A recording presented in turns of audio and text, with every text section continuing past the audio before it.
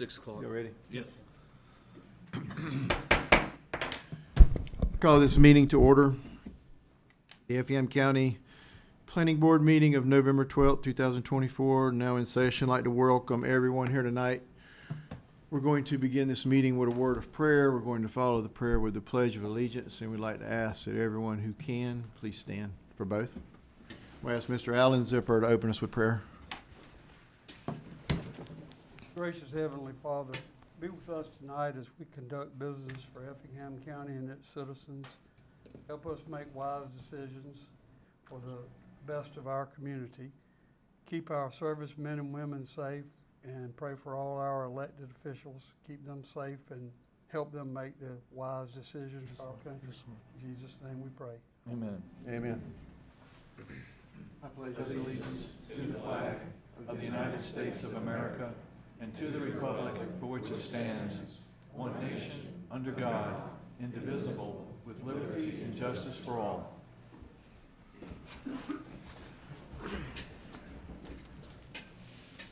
Thank you. Thank you, Mr. Zipper. Our agenda, are there any items that need to be removed from this agenda? Yes, sir. Item 4, public hearing for Stephen Schuman has been withdrawn. Item 5, Manning Graham, has been postponed to the January 14th Planning Board. And item 7, Neil McKenzie, Goshen Road, has been postponed to January 14th Planning Board meeting. All right. Any discussion on this agenda and these changes? I'll call for a motion to approve. So moved. Motion for approval. Is there a second? I'll second. Second. All those in favor? Aye. Any opposed? Motion carried by all. So just to restate what she just said, item number 4, that's Stephen Schuman, that's on Courthouse Road. It is withdrawn. So that one, he will have to reapply. Items 5 and 7 have been postponed until after the new year. That'll be first meeting of the year on January 14th, and that's Manning Graham on Old Augusta Road and Neil McKenzie on Goshen Road. Minutes from October 8th meeting. Are there any discussion on those minutes? Call for a motion to approve. Motion to approve. Motion for approval. Is there a second? Second. Second, Mr. Smith. All those in favor? Aye. Any opposed? Motion carried by all.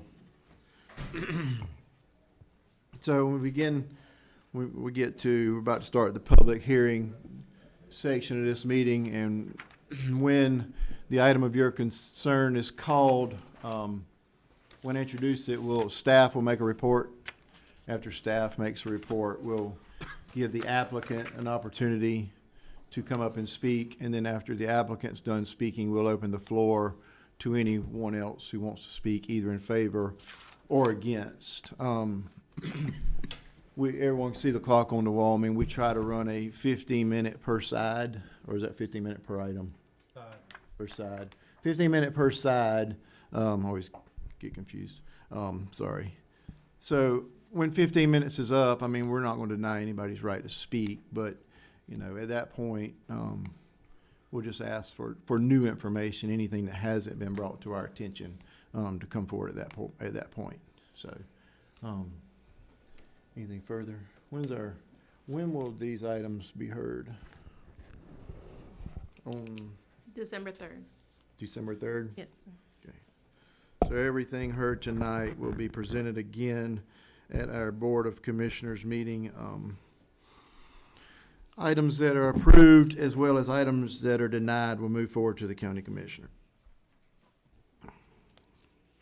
Item number 1 is a public hearing for Billy Hill. His agent for Danny Smith requests to rezone 3.83 acres from AR1 to AR2 to allow for permitted uses in AR2. This is located at 1347 Old Tusculum Road. This is the 3rd district. Ms. Chelsea. Yes, sir. So the applicant is requesting to rezone to AR2. This is a non-conforming AR1 parcel currently, and the applicant would like to subdivide this parcel to create 3 separate lots.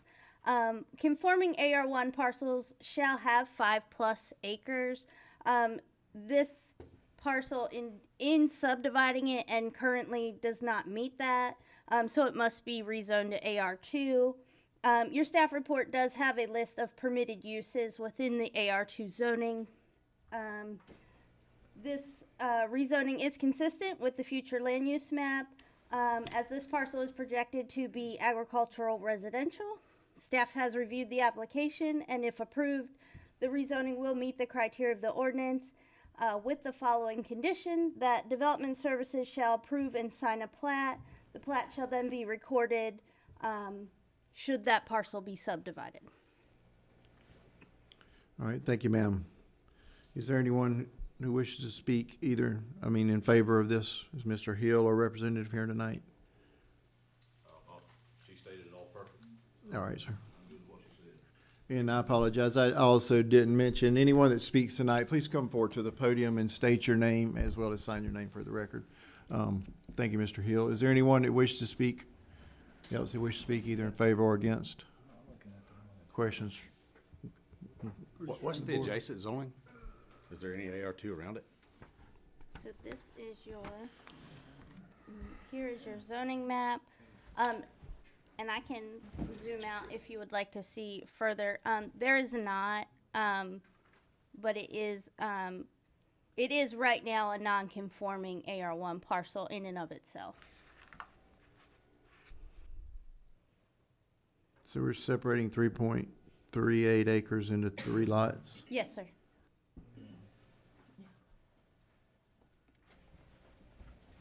Yeah, I mean, the reason I ask is we just looked at adjacent zonings usually around the area. Can I address that real quick? Yes, sir. Can I get you to state your name and sign your name, please? Billy Hill. Everything around this is AR1. There's 14 properties within a half a mile that don't meet AR1 requirements, but none of them have ever been moved to AR2. So there is nothing AR2 around it, but that's because they've never changed for some reason. This property's been AR1 for 50-something years, and it's never met the requirements from day one. So along with, like I said, I got 14 other homes within a half a mile of this property that don't meet AR1 requirements. They're anywhere from 0.81 of an acre up to 2 acres, and they're all zoned AR1, but none of them meet the requirement. As you said, they're all non-conforming. So They're from what acreage size, I'm sorry? 0.81 to 2.1. Okay, thank you. All right. Anything further? Yeah, I guess.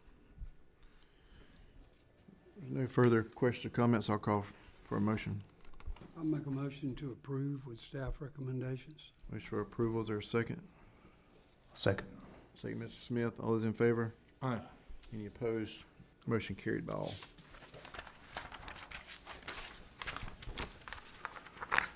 Number 2 is a public hearing for Lynn Grimes' request to rezone 3.21 acres from AR1 to AR2 to allow for permitted uses in AR2 located at 1411 Goshen Road, 2nd District. Ms. Chelsea? Yes, sir. So this item and the next item, they go together. They discuss the same properties. So if we could kind of walk through this together. So as you see here on the screen, it is a 2.33 acre parcel and a 9.43 acre parcel. The applicant is requesting to rezone 3.21 acres to AR2 of the 9.43 acre parcel. And if you can see my cursor here, they're going to carve out a piece here for the 3.21 parcel, and they will want this to be the AR2. Again, conforming AR2 parcels have to be less than 5 acres, and you do have the permitted uses in AR2 zoning on your staff report. Let's see, that 2.33 acre parcel, that was rezoned in August of 2022. The applicant is doing an exchange of property. 3.21 acres? It is not on here. So bear with me. The next item will be turning this to AR1 and combining it with the larger parcel.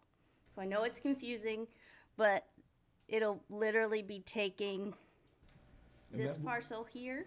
That'll be the easement to the back parcel.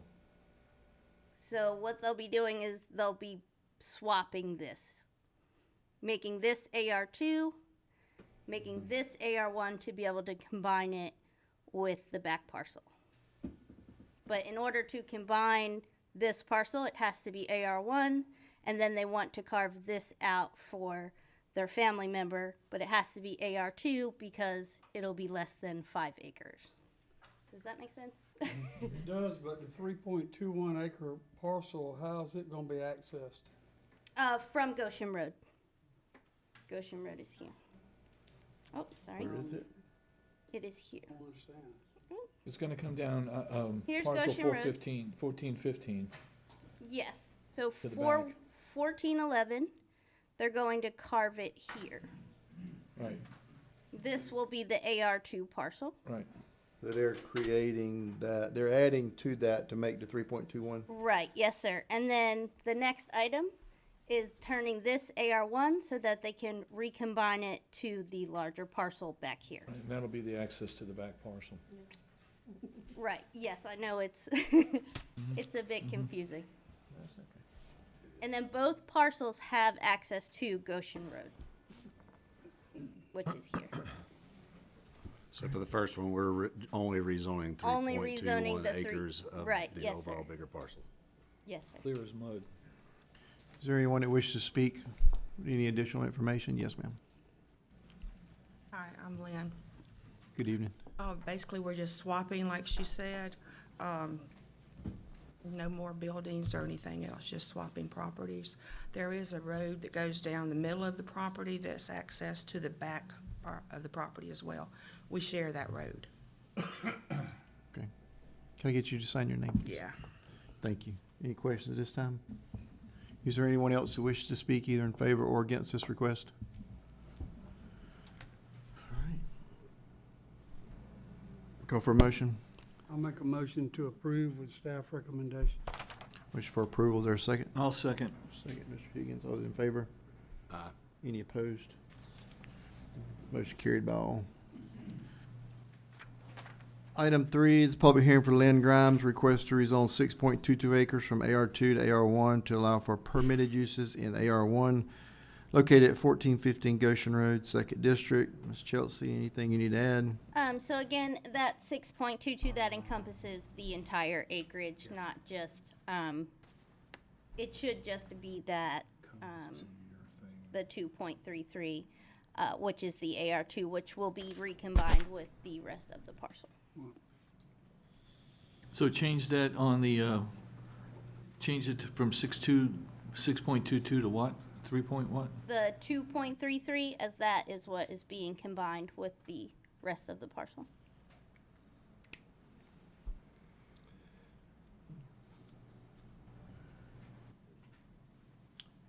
That's what makes the 9.43. Any further questions? Anyone else wish to speak either in favor or against this request? I'm confused. You are? The larger part should be 6.22 acres. Can I get you to speak up just a little bit? I'm sorry. Yeah, I said I was confused. The larger portion is supposed to be 6.22 acres. In total, And correct? that's not the whole property. All the property is 9.4 acres. That's right. But it will be, so your new parcel will be, when you carve out your AR2 for your daughter, it will be the 6.22 in total for the AR1, correct? Yes, for the AR1, yes. All right, So so we, yes. that was correct in the, all right. Yeah. But, That's correct. all right, Go ahead, Ryan. I was just gonna say, so we need to clearly clarify that we're only rezoning 2.3 when we make the motion. Since it's, No. It was formerly 2.33. I submitted a new plot. I don't know why the old one's up here, but I did submit the new plot to show it. So we only have to rezone the 2.33 because the other portion of that 6.22 is already AR1. Yeah, that's right. Yes. Yeah. Parcel 2, formerly 2.3, now 6.22. Because the entire 6.22 was, When combined, it would be AR2, 6.22, right, but we're yes. only doing 2.33. yes. So we're changing we're dropping the 6.22 to 2.3? No, we only No. zoning 2.33, because the other, rest of it was already Yeah, but, I mean, do we need to clarify that? Yes. We do, yes. Yes. Yeah, we got to clarify that. I'll do my best, we'll see. Because the 6.22 is already AR1. Is the total, right? Yeah, that's right. All right, thank you. Okay. Anyone else wish to speak? All right. Anything else from the board? Call for a motion. I'll make a motion to recommend approval to rezone 2.33 acres from AR2 to AR1 to allow for the permitted uses in AR1. All right, any discussion on the motion? Second. I have a second. All those in favor? Aye. Any opposed? Motion carried by all. Item 4 is withdrawn. Item 5 is postponed. Item 6, Hunter McLean. Mr. Co-Chair, I need to abstain from item number 6. Number 6. Item number 6 is Hunter McLean, care of Josh McKellen, Yellen, as agent for Cassie Heinley, requests to rezone 247.2 acres from AR1 to PDR to allow for residential development located on Sand Hill Road. This is the first district. Is anyone here to represent Josh Yellen? Oh, you're Josh Yellen. Hey, Josh. Did you want to go? Yes, thank you, sir. Ms. Chelsea, can we time out a minute? We sure can. Vote to recuse the chair, please. Yeah, I'll make a motion to recuse the Chairman Burns for this item. I'll second it. All in favor? Aye. All right. So, the applicant is requesting to rezone the 247.2 acres to planned development residential, to allow for residential development. A development of regional impact, or DRI, was conducted for this proposed rezoning due to the proposed number of units. The Coastal Regional Commission found that the proposed development is inconsistent with the adopted Regional Comprehensive Plan. The CRC, or Coastal Regional Commission, found that the proposed development is located within a rural area and an area of significant natural resources. The base zoning for this PDR is the current R5 ordinance with the following density. 504 units on 158.03 net acres, which is a density of 3.2 units per acre. This is less than the current R5, which allows 5 units per acre.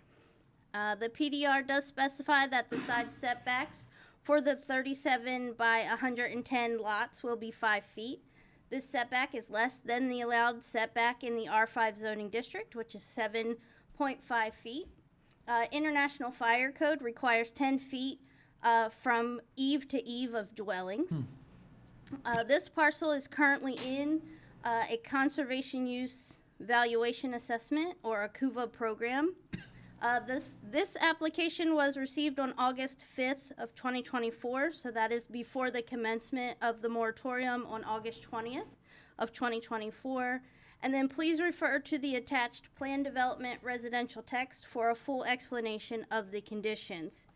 Staff has reviewed the application, and if approved, the rezoning will meet the criteria of the ordinance with the following conditions. A preliminary plat shall be approved by the Board of Commissioners.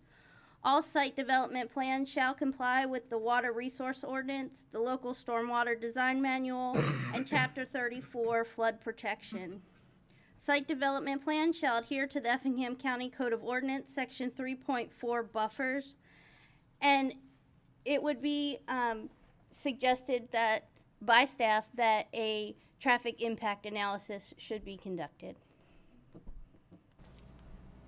All right, Mr. Yellen, how are you this evening? I'm doing good. How are you doing today? Thank you. Thank you all for What do having you me. have to, what do you have to say about this? Yes, sir. Thank you. And thank you, staff, for the recommendation for approval here. I do want to mention in advance that we are working with Greenland developers on this project. They have stepped into it, and we are fully committed to making this a first-class development.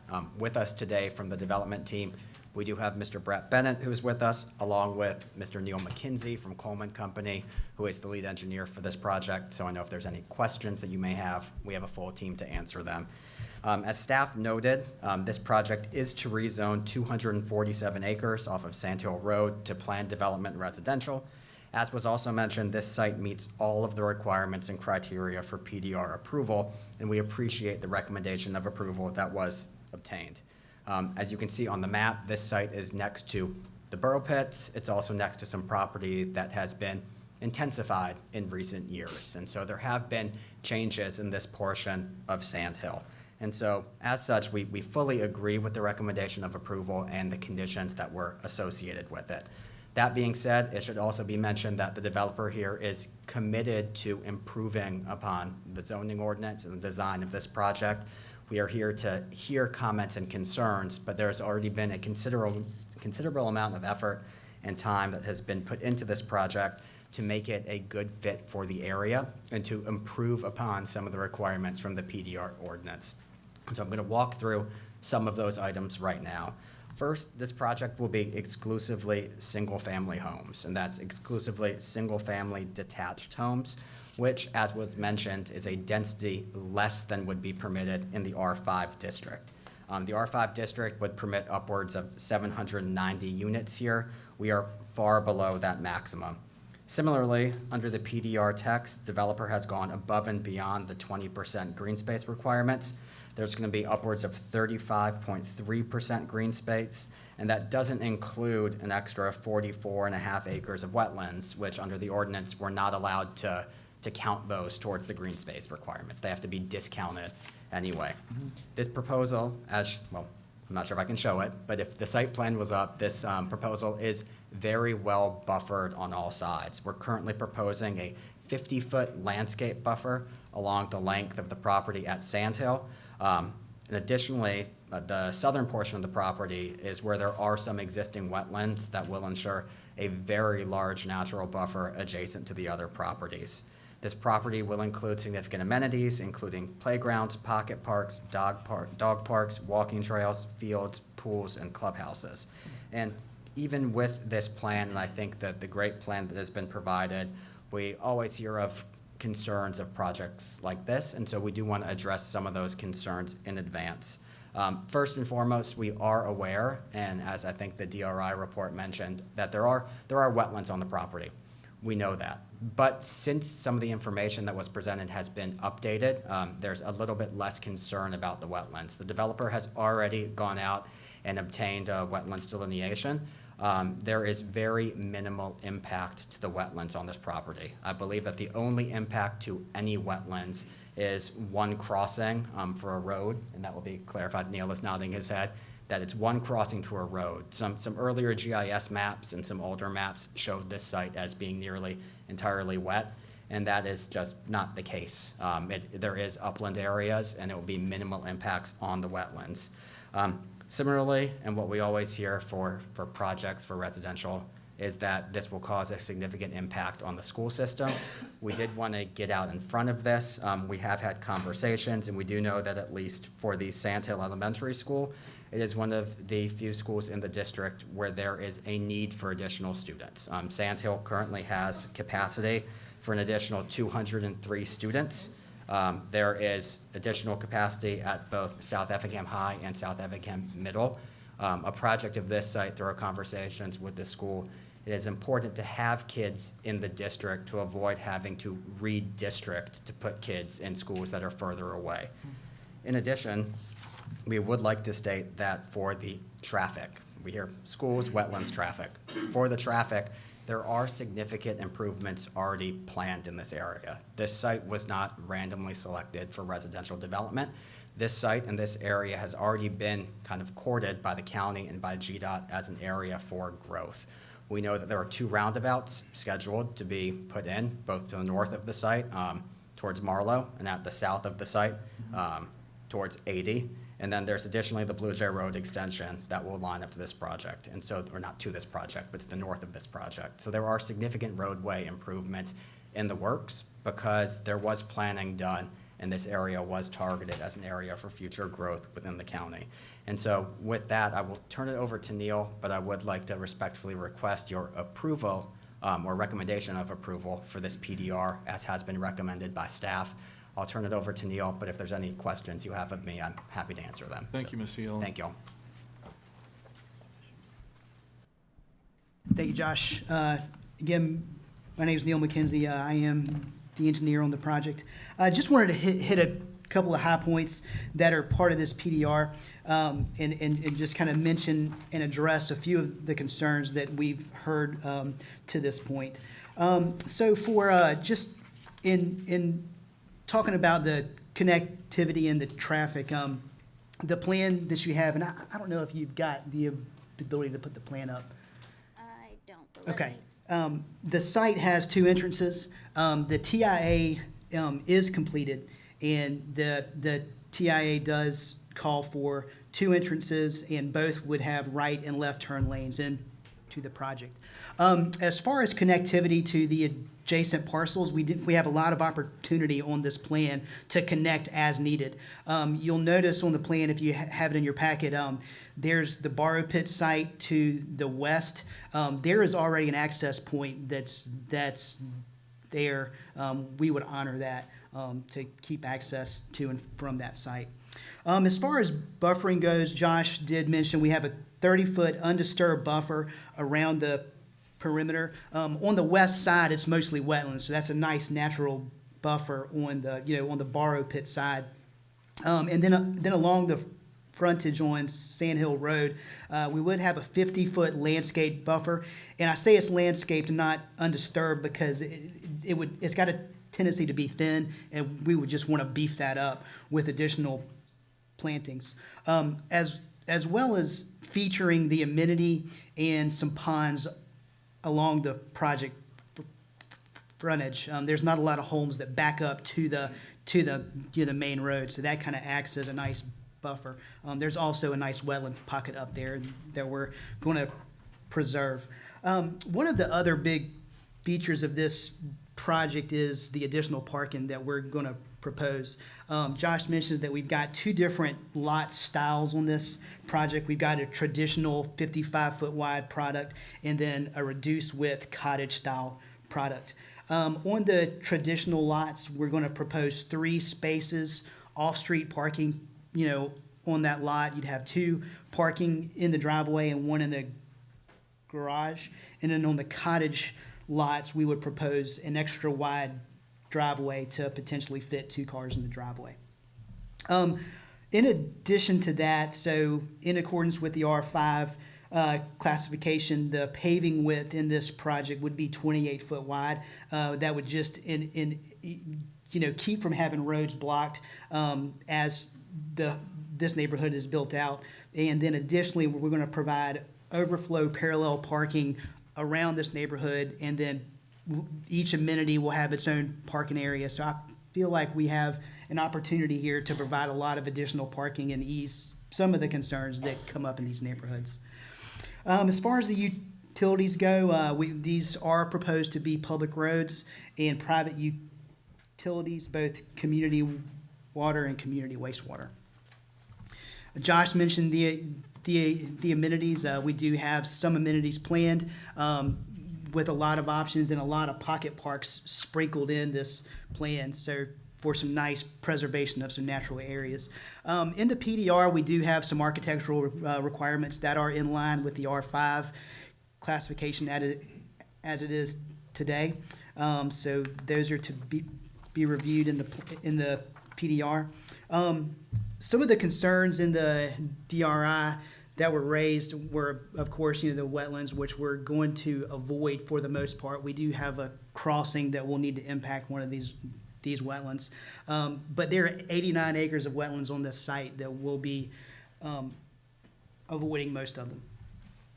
There is a flood zone on the property. It's flood zone A. A just means that it's a base flood that's been undetermined. And it's actually on a very small part of the property. Most of it's in the wetland. I've got an overview of what that looks like, and I can email it to staff, and it's kind of hard to see, but you might see that the dark blue over here, that's the A zone here, and it kind of goes up into the site, and it would only affect about 25 lots. So a small, number of lots as compared to the rest of the neighborhood. The rest of the property is in Zone X. Stormwater management, we would have our typical plan here. We do feel like this plan has more pond than what is minimally required, so we would be providing additional detention to kind of ease flooding concerns downstream. Did that property flood during this last storm, like when the Ogeechee overflowed? Did that wetlands fill up with water? I'm not aware personally. I don't think the uplands did. If it did flood, it would have been in the wetland. I would defer to anybody that may know. I didn't witness anything. Just curious. I can find out. It's a drain that runs down the very back side of that property, back of the wetlands, in between that landowner and the next. And that, I'm very familiar with that land. That might have flooded, but the uplands, I'm sure, didn't flood. Got It's too much elevation. There's a lot of relief from our site, across the site. I think we've got 25 foot of fall from one side to the other, and then it drops off at the wetlands. And then it does drain west towards the Ogeechee, but there's a lot of wetlands between us and the river. Thank you. Just one final thing on the TIA. So we did get this TIA back a couple of weeks ago, and we've had time to review it. The TIA did not recommend any off-site improvements other than the turn lanes at the two entrances. We did look at several downstream intersections and study points, and through our discussions with the county and GDOT, there were two GDOT planned projects downstream and one county project potentially at Sand Hill and Blue Jay to help ease a lot of the concerns in the area. So with that, be glad to answer any questions, and I'm sure Josh and I can answer any between the two of us. Mr. Chair, Yes. in the 2 minutes and 30 seconds left, but trips per day, how many did you generate? So let's see. So the trips for 504 homes, we've got 4,468 daily trips, 2234 in and 2234 out. The AM peak hour, you'd have 325 trips, 81 enter, 244 exit. And during the PM peak hour, you had 455 trips with 286 entering and 169 exiting. And the D-cell, XL lanes, what's the stacking? How far? They are they are recommended at two, Sorry. Yeah. the full GDOT width Okay, thank you. and bay lengths. Okay, Thank you, Mr. Chair. thank you. Let's see if anyone from the audience has anything to say for or against the application. Does anyone in the audience have anything to say for or against this application? Well, we're doing 4 right now, so. Okay, yeah. anybody for? Okay, right. All right, anyone against? All right, let's change the clock and give Kim a minute here. Can we ask the applicant? This is something new, the clock.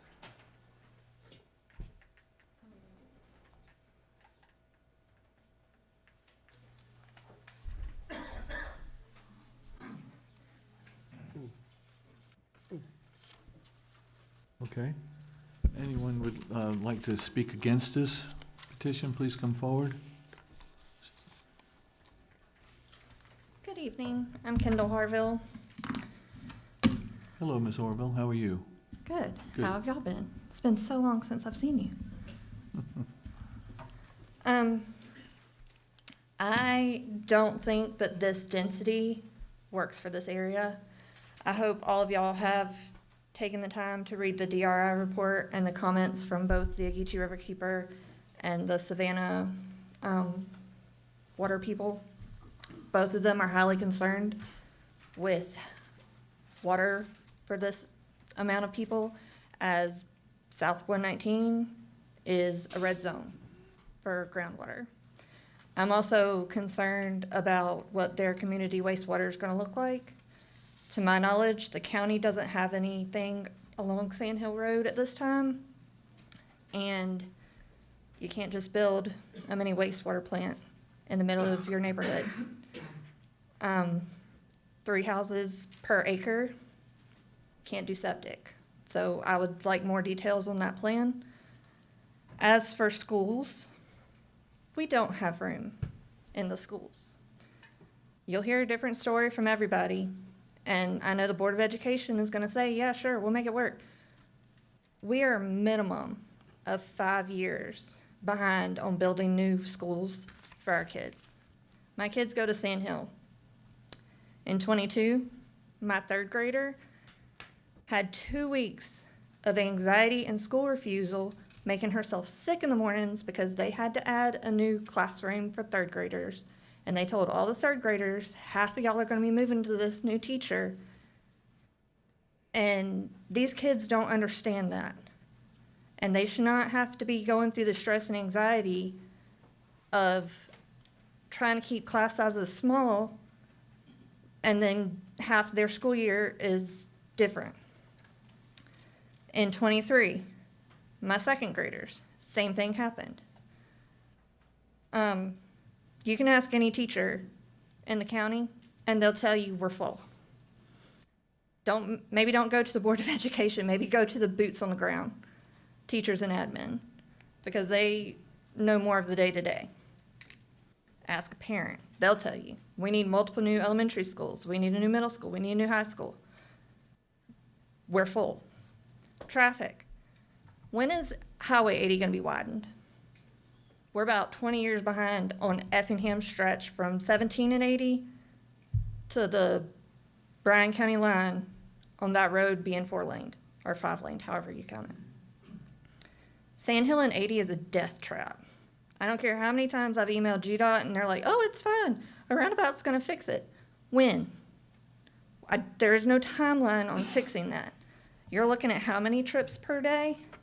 4,468. 1 car per house, that's 500 cars on the road. Marlowe and 17, how many crosses are at that intersection of people who have died? And yeah, roundabout's coming.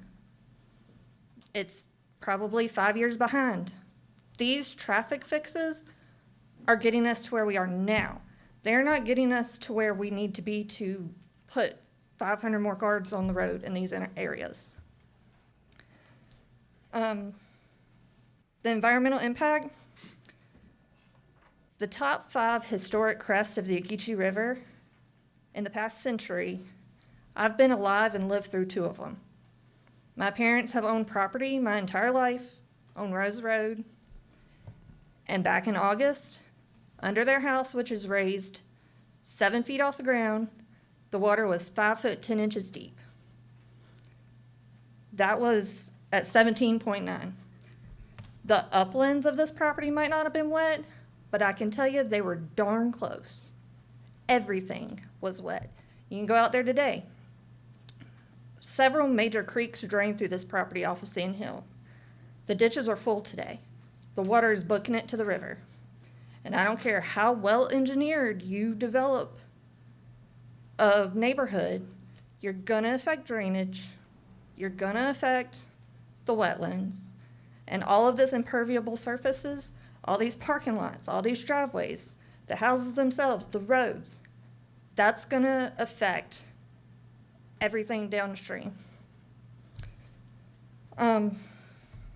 Retention ponds, everything.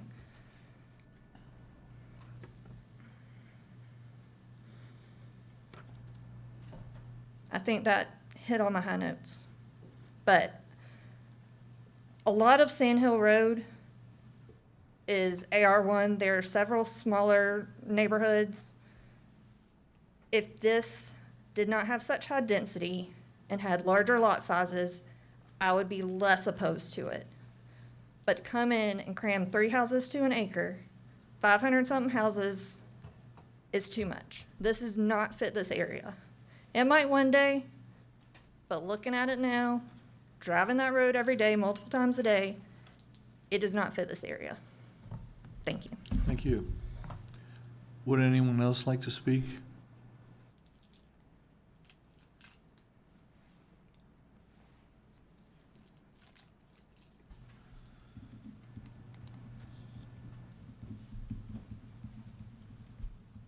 Good evening. Hello, my name is Annette Yanes. My family's owned property on Sand Hill Road for generations. I would like to say that I agree with everything that was just said before me. I don't think this development fits the Sand Hill Road area. I'm also extremely concerned about the density of this project. Like she just said, you know, this could easily be 2,000 people. It's a lot of cars. I just don't think that that fits this rural area. I don't think the county is prepared for it. I think there's a lot of infrastructure that would need to be put into place by the county before, you know, development like this is considered. I think we've all have witnessed and seen a lot of developments that are taking place, not only in Effingham County, but in other counties where you develop before you put the infrastructure in. Mm-hmm. It's painful for everybody when we do that. I am concerned about the proximity to the Ogeechee River watershed. I am concerned about the water supply demands. I don't know if anybody has done an estimate of what the water consumption for a property like this, you know, would entail. I am also concerned about the demands on our schools. I have knowledge that our schools are crowded. You need more schools. I don't know exactly what your plan is for when you're going to build them and when you expect them to be complete, but I think that should be done before you put kids in a county that have no school to attend. The traffic concerns, it's a big issue. I don't know what your overall plan is for Sand Hill Road, but as a property owner, not really excited about the prospects of that road needing to be, you know, widened, which takes away property from those of us who own property that abuts Sand Hill Road. I am concerned about the garbage. You know, we're always hearing about landfill issues. I don't know what your landfill capacity is. I don't know how much more you can absorb or when you're going to need to have more land to build a landfill. I'm extremely concerned about the drainage. You know, I hear about these ponds. When the pond overflows, where does that water go? Ultimately, with the drainage system that's proposed, where is that water going to go? How will that be routed? Flooding is definitely a concern. I'm concerned about light pollution. I am concerned about the ability for the county to respond to disasters, putting this many people in that area. I know that's a big concern for all county government, is making sure that you are prepared. I know Bryan County recently was caught very off guard by a lot of the flooding that took place and some developments that they really didn't expect to flood, but they did. I personally just feel that the county needs to have infrastructure and all systems in place before you put the development in. I would like to know also if these homes would be considered affordable housing. I would like to know if government assistance programs would be provided. Fair Housing Act doesn't allow us to talk about that. And I would like to know if there's a limit to the number of people that can occupy these homes. I would like to know what impact studies have been done. I mean, I've heard of a few, but some of the other concerns that I've mentioned, I mean, how do we get the information? You know, that some of the concerns that I have addressed, I don't know what your requirements are to, you know, insist that we have more impact studies done. I'm more in favor of low density. I'm in favor of quality schools. I'm in favor of quiet. You know, most people don't want to live you know, in the city because they moved to Effingham to have a little bit of quiet.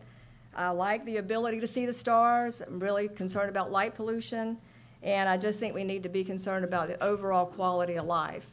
And I really don't see how putting this many houses with a small amount of space, like 10 to 15 feet between these houses, that's high density any way you look at it. And I just don't think it fits for Sand Hill Road. Thank you, Ms. Yeomans. Would anyone else like to speak? Rhonda Key. I'm also a resident of Sand Hill Road for a very long time. The traffic is really my biggest concern. I don't have children in school anymore, so that's not, I have nieces and grandchildren that we've just built onto these schools. So how can you tell me that we can hold all these kids when we are steady building on so these kids don't get crowded up? Also, you should all have to come down and try to get on 80 in the mornings. Because I'm going to tell you right now, if you're not quick, one of them trucks, one of them cars that have not slowed down one bit. I mean, 55, 60 coming out of Blytchton, 55 and 60 coming out of Eden. And I mean, they are getting it like no tomorrow. So, and I don't care when you leave, because I've left from 5 o'clock in the morning to 8 o'clock in the morning, and I'm reading the same thing every day. So that is a really big impact on us. I'm right down from the road. We're constantly having wrecks down there. So until we can fix that, you can't even veer right without jumping in a big old hole. We don't even have that luxury. So it's just a mess. So those are my concerns. I'd also would be concerned with, are these houses for sale? Are these all going to be leased houses? And there again, you have a different quality of persons if you own a house versus if you're just leasing a house. In our school, like I say, our schools are busting at the seams. I don't care who's telling what. So I see my grandchildren's classrooms. So the biggest thing on our end is going to be that traffic. So until that's fixed, I don't see any reason that you put another 1,000 people, their cars, on our road, because we're already stretched to the limit as it is. Thank you, Ms. Key. Would anyone else like to speak? Good afternoon. My name is Emily Smith, and I am going to speak in behalf of an employee at the elementary school. We just added 2 new wings, and we don't have any room. We have at least 25 kids moving without our school per class. We already don't have teachers. We have 6 subs that stay at our school constantly. The traffic is another concern. I know y'all have heard that multiple times. But 80 in Sand Hill, complete death trap, as was said. The big trucks coming off of 16 to miss the way station constantly are on 80. These 18-wheelers and sand trucks that are already on Sand Hill, coming from the sand pits, coming from those roads, are multiple times a day. I sit out my driveway in the morning going to work, waiting for school buses. That also needs to be taken into account. School bus drivers are not easy to find. And with the traffic, I just really want you to take into consideration the safety of the citizens that already live there, not to mention who is going to possibly move in there. And then another thing is trash. I myself, I have 1 to 2 trash bags a week for one person, so I can only imagine a house of 5 people, multiple kids. I just really want you to take that into consideration while you make this Thank you, Ms. judgment. Smith. Thank you. All right, we have 1 more minute. And then can we ask for clarification, Mr. Chandler, from the applicants? Yes. And then they start another time period?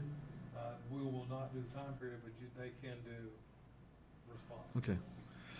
All right, would anyone else like to speak? You only have, just a few seconds. So let's close the floor to comments. I think we have a good feel for what the public at large feels. Mr. Yellen, can you answer some of these questions and concerns regarding wastewater, schools, traffic on 80 and Sand Hill and the water consumption? Yes, sir, and if you don't mind, I'll defer to Mr. McKenzie on Mr. McKenzie, most of fine. those, since they were site-specific issues related to the Okay. engineering. Thank you, Josh. Yes, so just a few points of clarification here. First thing I wanted to mention was just the timing of the project and what it might look like. So if we get this approved here, the end of this year and zoned, we would spend all of 2025 permitting this project, right? So we would have a year of permitting before we even started site preparation work. And then you've got another year of site preparation and home construction before the first homes would even be online.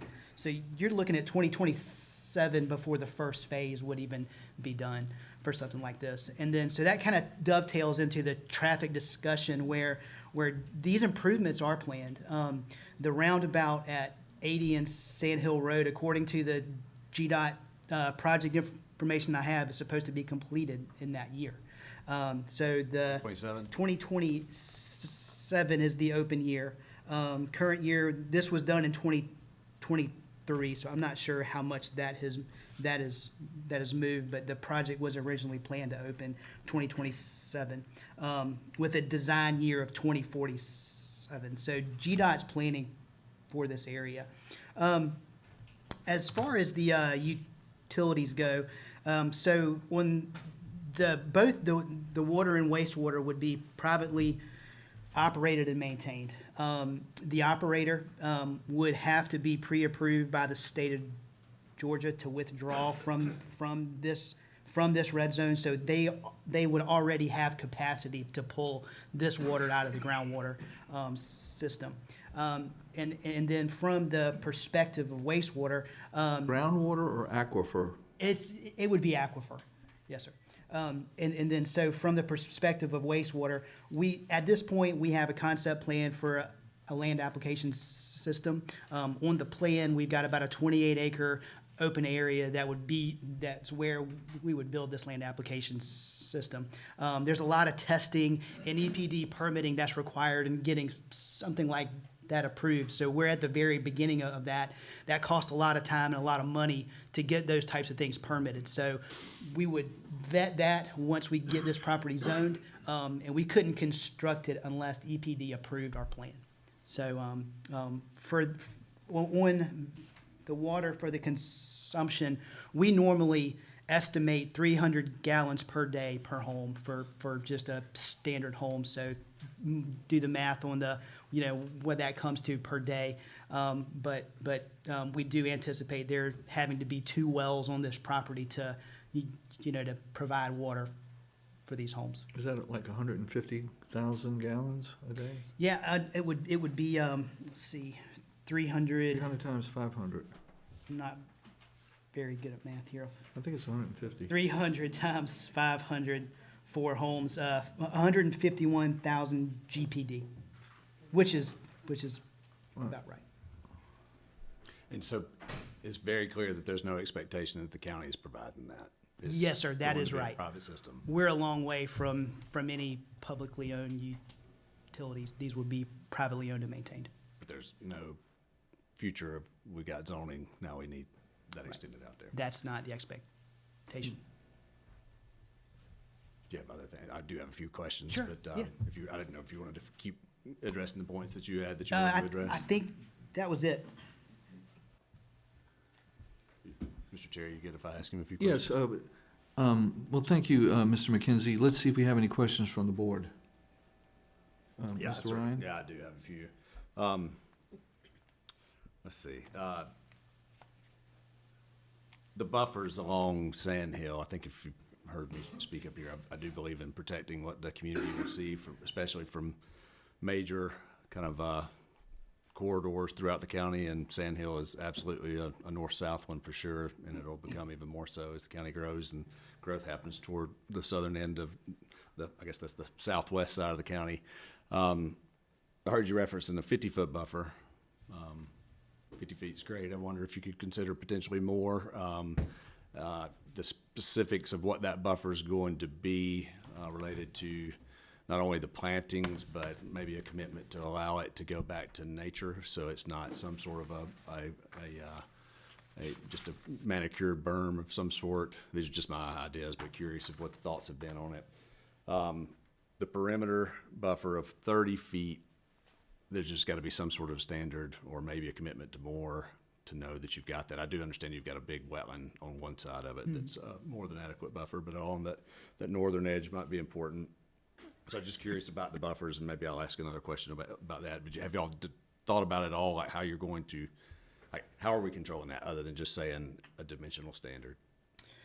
So not really thinking in depth yet, but I'll say the site plan is flexible with how much buffering we can do. So first, on the buffering on the frontage, we had a 50-foot, just landscape buffer to increase the opacity if it wasn't there naturally day one. It's thin out there. It's pines, that kind of thing. So because of that, we just thought that we would plant the buffer to start with. We haven't discussed a whole lot about the actual spec of what the buffer is yet on the perimeter. Our initial thought is just to leave it undisturbed and let it come back naturally, or continue to grow naturally. And then again, along the main road, there at the access points, you do have homes that are in that area, but there's also a wetland pocket that comes down there at the front too. We've got some ponds behind the buffer, as well as an amenity area that'll be back there that makes up most of the frontage. So that well exceeds 50 foot, and in fact is probably 200 foot within the property. I noticed that about the site plan. That's one thing that I did appreciate, the fact that there was actually no lot, to know that we're not considering that as a site plan specific PUD. Right. But I do think some sort of a commitment to that, to where you don't have lots that directly back up even to your 50-foot buffer, somehow in the text or some note on the plan, because that to me, aesthetically wise, is what would dramatically change the aesthetic of that if the site plan was different than what we were looking at. Sure. And you had a row of houses that are backing up to Sand Hill. So, And we can absolutely commit to that. No problem with that. One of the questions that one of the ladies had was, are these going to be houses for rent, or are they going to be single-family mortgaged homes? So we really can't. We can't talk about that, okay. I got another question. So the density, so we have 500 units or so, and I understand it is below R5 because there's a lot of wetland and open space that's provided on the plan. But there are two different lot sizes proposed.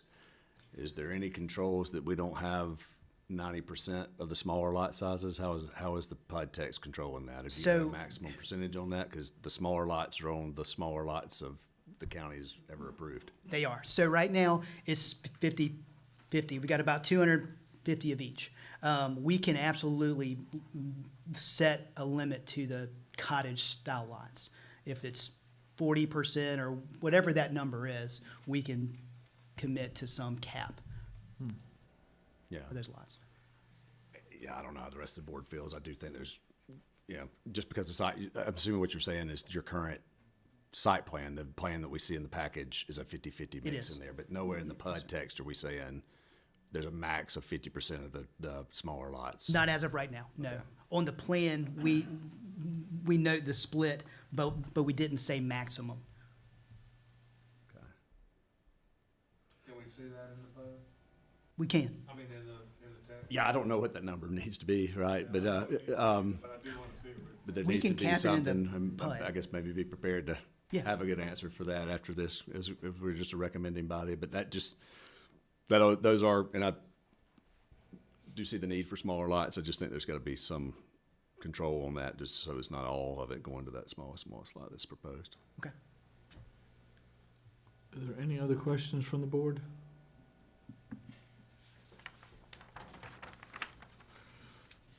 Thank you, Mr. McKenzie. I'll call for a motion then. Well, I'll take a stab at it. I am a believer that that this portion of the county is going to see growth, and it's going to see residential growth. And I know the regional commission's planning document may have had some discrepancies with it, but I think it does align inside of our planning documents, correct? It does, it specifically said the regional, Right. But our, not the local. our land use Right. plan it complies with. So with that, I'll make a recommendation for approval with a few additional conditions beyond what staff's conditions were. One of those being to have some very specific standards as to what the buffer along Sand Hill Road would be. 50 feet is an absolute minimum, but be prepared to come back to the board with something very specific on that. Commitment to no lots backing up directly to Sand Hill or the buffer along Sand Hill. And the final being at a max 50% of the total lot count being the smaller lot sizes proposed. Okay, I have a motion for approval by Mr. Thompson. Do I have a second?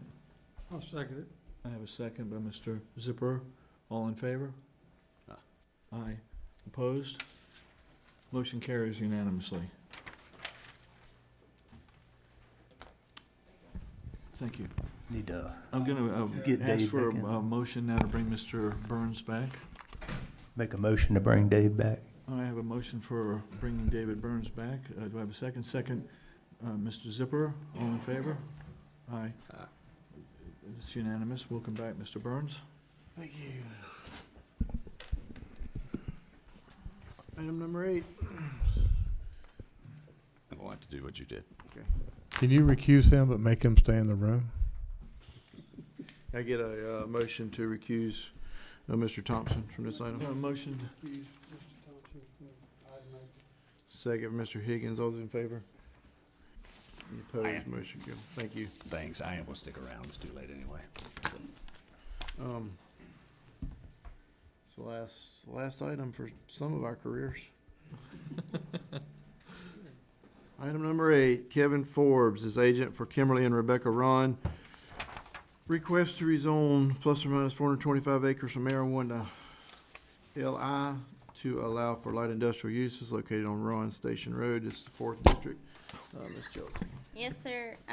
The applicant is requesting to rezone 425 acres to light industrial for warehousing. The proposed development is for the property to the south of Ron Station Road and will include the southern track on the south side of Ron Station Road abutting the Georgia Central Railroad. This in total will be 425 acres. Following Ron Station Road, the closest industrial zone property is approximately 2.4 miles away, headed towards Highway 21. The adjacent parcel is located within the city of Rincon. That is zoned industrial.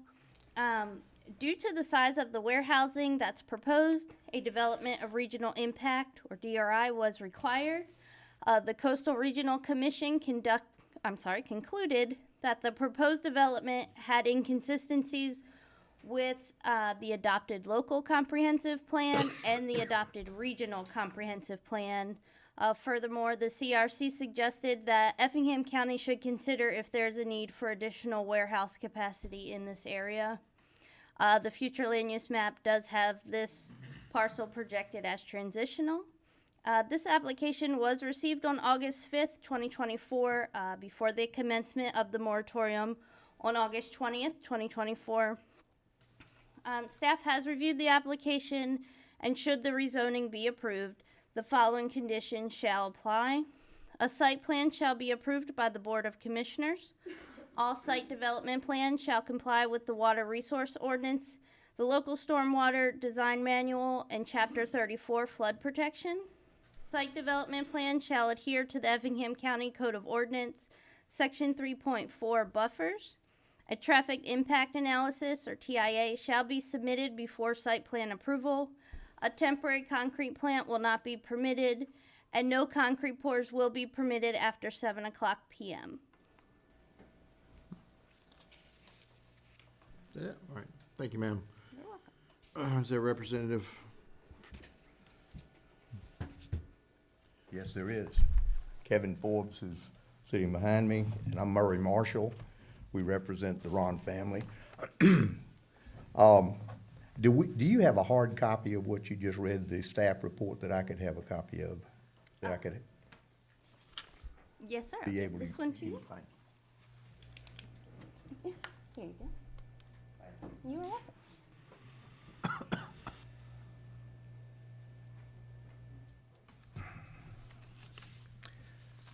The buffer requirement for this piece of property, as AR2 surrounds us on three sides. Well, if you consider that the railroad really is an industrial use, but across the railroad from us is AR2. Across Ron Station Road is AR2, and across Milton Ron Road is AR2. But on the south side of us, it is is industrial. The ordinance currently calls for a 150-foot natural buffer on the three sides, and I believe it's a 25-foot buffer on the adjoining industrial side. My son Joe and I were involved in the rezoning of the Exley property on the county line, and in going through that rezoning, we had extensive sound evaluations done and determined that a 15-foot berm and a 150-foot buffer gave much better sound attenuation to the adjoining properties than a natural buffer. It even gives a better than a 300-foot natural buffer. So the petitioner has voluntarily submitted that as a condition. I know staff is putting it in there, but it's because maybe y'all would have put it in there anyway, but the county ordinance does not require it. The surrounding properties, we taking aerial photography, going around the property to each house. The Robertsons live at 102 Ellis Drive. They're over 550 feet from the edge of the nearest drive internally. The Rayleys at 104 Ellis Drive are over 500 feet. The Laniers at 106 Ellis Drive are over 600 feet. The Paynes at 105 Milton Ron are over 800 feet. And I think it's the Gatches at 125 Milton Ron are over 700 feet. The Pepes, there is no house there, but it appears from just looking at lining houses up the way they are for other people on Milton Ron Road, would be over 500 feet. The Lambs, who front on both roads, Orville and Milton Ron, are over 1,000 feet. The Huttos, there is no house, but it looks like where they would be able to build their house would probably be between 500 and 1,000 feet. The Romeros at 275 Milton Ron Road are over 2,000 feet. And then on the other side, across the railroad track, the Tovars at 117 Timbergate are over 500 feet. The Mulberry Row LLC owns 220 Timbergate. There's the railroad, and that's over 500 feet. The Bolots at 241 Timbergate on the other side of the railroad, 500 feet. And I think it's Faulkner at 724 Race Path is the railroad, and they're over 500 feet. And then there is one house across from us, straight in front of the property, that belongs to the Rons. The next one going towards 21 is the Meeks at 1,000 Ron Station Road. They're over 1,000 feet. If we were trying to rezone to light industrial adjacent to a R5 subdivision, 300 feet natural buffer is what the county ordinance calls for. So we are well over the buffer requirements that the county has. Traffic, we have not done a traffic study. We've taken some other traffic studies and looked into this, but I want to point out that Ron Station Road does have some development on it. It has one smaller lot development, and the others are 5-acre and larger tracts. But there are also, between Highway 20, Highway 21 and the railroad track, on the south side of the road, there are 4 tracts. One of them's 130, undeveloped, basically. They maybe have one house on it. 136 acres, 143 acres, 32 acres, and 28 acres. On the north side, the Springfield side, there are 5 tracts, 173 acres, 33 acres, 30 acres, 116 acres, and 48 acres. That's a total of 739 acres of basically undeveloped property. Between the railroad and McCall on the south side, there are 2 tracts, 89 acres and 55 acres. And same between the railroad and McCall on the north side, there's a 300-acre piece. So you have 1,183 acres of large tracts without a bunch of houses on them that are open for development.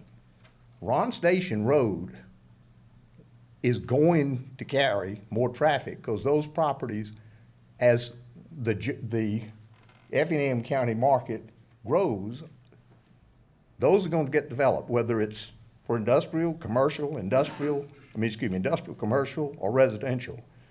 So it isn't a matter, I don't think, for consideration of whether this project is going to generate some additional traffic. Ron Station Road has already been approved in the T-Splost for improvement to a truck carrying road. Not sure exactly what the definition is, but that's what it's going to be.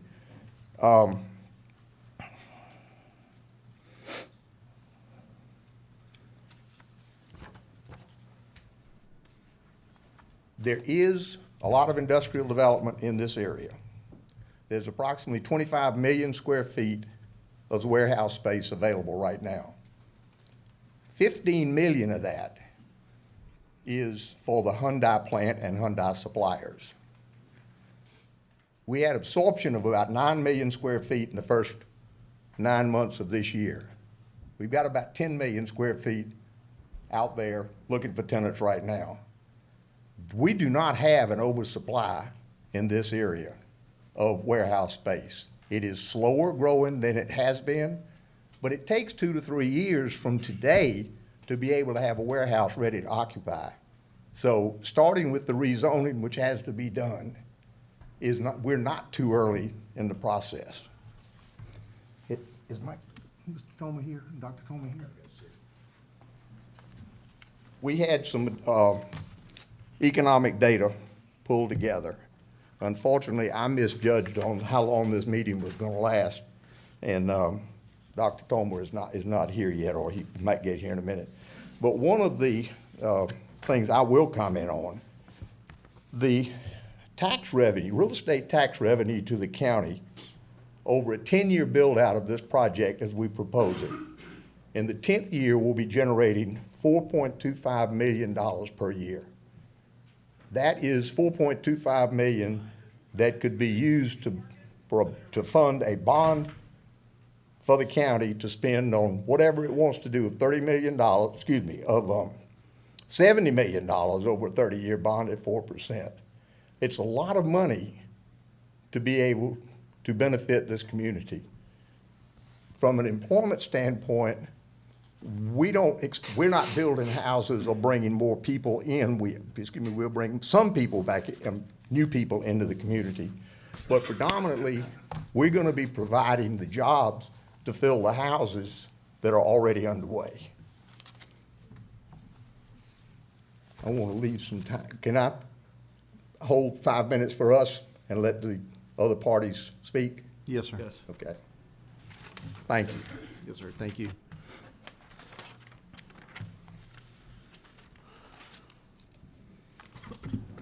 Can you reset the clock? Getting this stuff out here. But I'd like to open the floor up to anyone who wishes to speak against this. And I would say be mindful of, yes, you can come on, but be mindful of of your time so that everyone else can have time, please. How you doing? My name is Christopher Dupree. I live on Ellis Drive. The warehouses are getting ridiculous. You've got one street neighborhood that this property is gonna be butting right up against to. One of the questions that I have is, what's that gonna do to my property value? Another question I have is, what's that gonna do with the crime rate? People breaking in. What's gonna happen if something like happened over in Port Wentworth not too long ago, where you had several warehouses slapped with stolen goods? I don't want that stuff in my neighborhood. I don't want it nowhere near me. Infrastructure. We ain't got no water out there. We're on well water. Sewage. We're on septic tanks. The road. Ron Station, it's a curvy 2-lane road. We had to raise Cain for several years just to get the county to repaint the lines. If it was midnight, you couldn't see the road, especially if it was foggy. But finally, enough people complained about it, we got that done. Now I hear the guy talking a while ago about one of the whole buffer thing. 500 feet? I don't want a warehouse 500 feet from my property line. Now I am a little bit further, I'm at the end of the Ellis Drive. My issue, one of the biggest issues that I have with this whole thing, there was 2 people in our entire neighborhood that got notices about this meeting. Nobody else got one.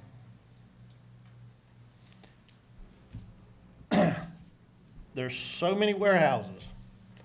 All this talk about, you know, we don't have very many square footage left of warehouses left that's vacant. That's a bunch of crap. I've personally seen every one of these warehouses go up. I know when they're empty, when you've got vendors that, you know, rent them out, do what they got to do. More than half of the warehouses that we have right now are still empty. Now, I do understand it takes time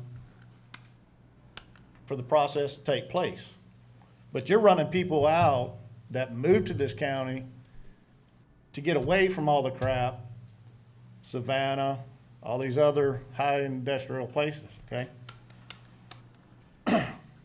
I'm all for growth, but we got so many people coming in now. My wife works for the school district. Every one of these schools are overpacked. We have one of the best school districts in the state. Ebenezer already owns the land next to the middle school. They've been talking, what, 15 years about wanting to build another high school? But they're building elementary schools left and right. I understand that, but when they get out of elementary school, where are they gonna go? We don't have enough of that. And I feel like all of these warehouses, everybody's just trying to make money. And I don't agree with that. That's all I got. Thank you, sir.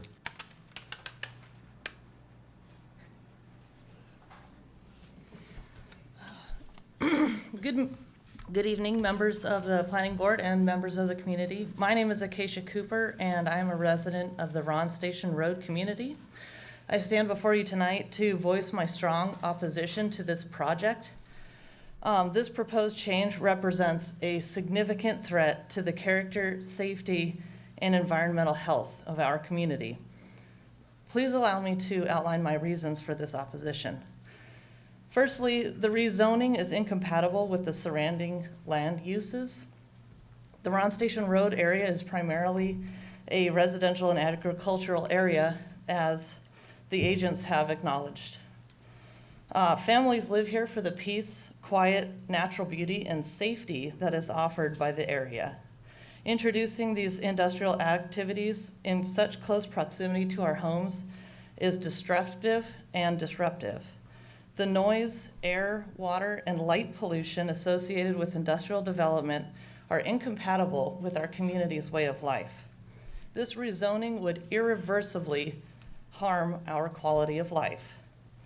Secondly, as stated before, there are major traffic and public safety concerns. Ron Station Road is not equipped or designed to handle the increased traffic that these industrial operations would bring, particularly from the large and heavy semi-trailers that would be driving on these roads. Traffic congestion is already a problem in this county, and this project would make it exponentially worse. More importantly, the increased industrial traffic poses a safety risk for residents, particularly school children and pedestrians. The roads themselves are not equipped to withstand the strain of heavy industrial traffic, which would lead to their rapid deterioration and increased maintenance costs for the county. Third, there would be severe and irreparable negative environmental impacts. A significant portion of the Ron Tract, 109 acres, consists of wetlands. These wetlands play a crucial role in our local ecosystem, including water filtration and flood control. Industrial development creates runoff from buildings and parking lots, contaminating these wetlands and, by extension, our groundwater.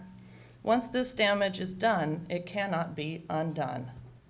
Professional water testing by a nationally licensed and accredited environmental lab has shown that contamination of our personal deep water well has already occurred in just the 2 years we have owned this property. An industrial site less than half a mile from our house will only add more toxins into ours and our neighbors' wells. I would highly encourage everyone here to pursue testing on their water wells. This is standard practice in other states, and the need for testing of water in our area could not be more dire. Clearly, this project risks destroying the environmental health and natural beauty that our community holds dear. Fourthly, a decline in property values is inevitable. Industrial development will directly harm the property values of the surrounding residential neighborhoods. Prospective buyers are highly unlikely to be attracted to homes near a bustling industrial site with noise, pollution, and heavy traffic. Families like mine invested in this community for its tranquility and rural charm. Rezoning this land to industrial would undermine those investments. Finally, the rezoning is a glaring inconsistency with the Effingham County Comprehensive Plan. The proposed rezoning is in direct conflict with the Effingham Comprehensive Plan in several ways. On page 16, the plan emphasizes the importance of balanced growth, resource management, and maintaining a sense of place. It discourages intense industrial development near residential areas and mandates that such development only occur where adequate infrastructure exists. As stated in the comprehensive plan on page 27, the county and cities of Effingham should require step-up, step-down transitions. If the proposed rezoning occurs, there would be absolutely no transition from residential to industrial. Ron Station Road lacks the necessary infrastructure for a project of this scale. Approving this rezoning would not only disregard the plan's guiding principles, but also set a dangerous precedent for future development. In addition, as of 6 o'clock this evening, over 845 verified community members have signed a petition through change.org in opposition to this rezoning. This project is clearly unwanted and opposed by the community and goes in violation of the wishes of the people. In summary, this rezoning proposal is not just a threat to my neighborhood, it is a threat to the vision and values outlined in the comprehensive plan. I urge you to consider the long-term health, safety, and welfare of our community. For these reasons, I respectfully request that you recommend to the Board of Commissioners to deny the rezoning application for the Ron Tract, and that the Board of Commissioners, in turn, denies the rezoning of this land. Thank you for your time and consideration, and I look forward to participating further in the upcoming hearings. Thank you, Ms. Cooper.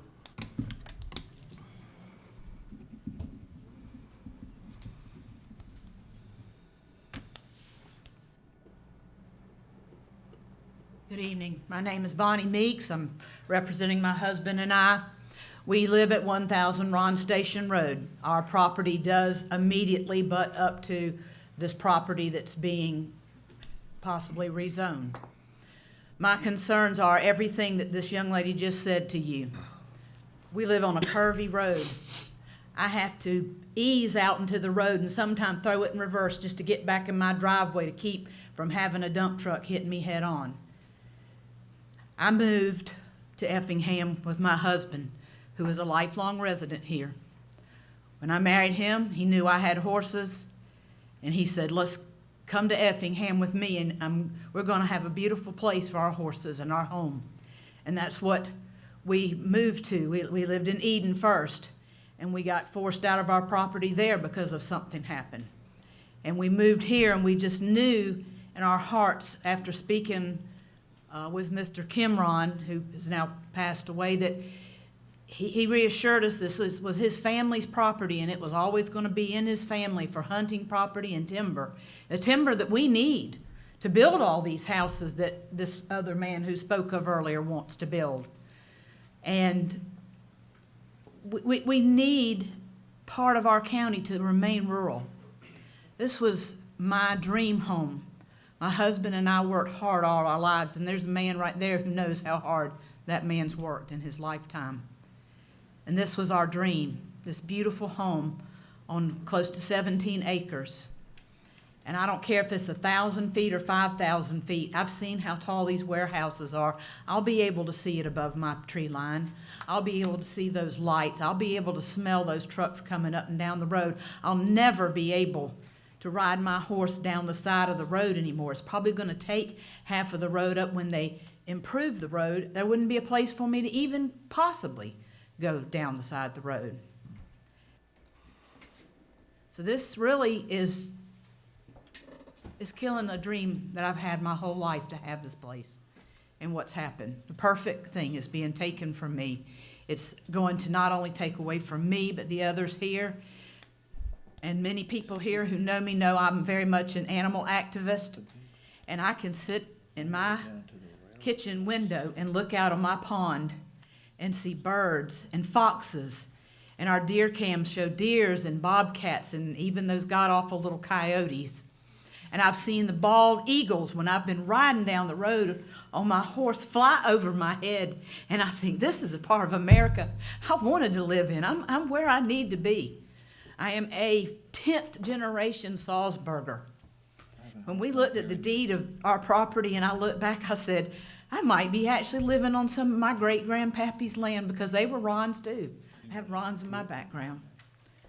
And all I can ask is that you hear these requests here and understand the ruination of people's lives, the animals' lives, the community's lives, the danger this is going to propose to our area and everything about it. And I ask that you so strongly look at to oppose this. And one last thing, I feel as if when this was put on the agenda, at the young lady said in August, Yes, ma'am. before the moratorium, I don't understand, because they were allowed to put something on the agenda that I've since been told they didn't have all the paperwork, and that was why this meeting got moved back from September now to October. So how does something get on the agenda that's not complete? I mean, I'll go ahead and speak to that. I mean, it's just because that's the way our rules are written, you know, and this has brought some attention to that, and maybe the rules don't need to be such, but. Well, I feel that's breaking your own rules to suit those who have more money than me. And I have friends who've told me who. They followed all the rules there. I mean, it's just the way the process works. So, thank you, Ms. Meeks. Thank you. Yes, sir.